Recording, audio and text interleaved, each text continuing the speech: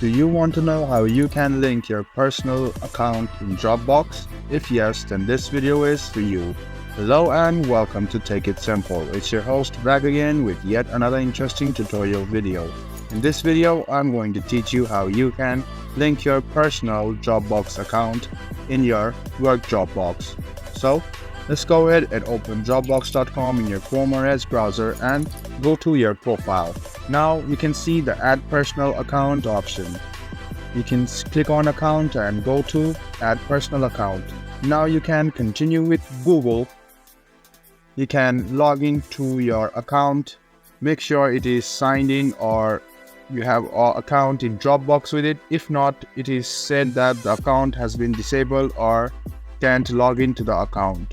So make sure you have a Dropbox account open with the Gmail.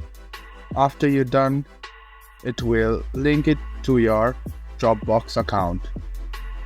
So this is how you link your personal account with your Dropbox. I hope this video was helpful for you. If you still have any kind of confusion, please do mention this on the comment section down below. Like the video, subscribe to the channel and do hit the bell button for more. Hope to see you in the next video. Until then, goodbye, take care and enjoy.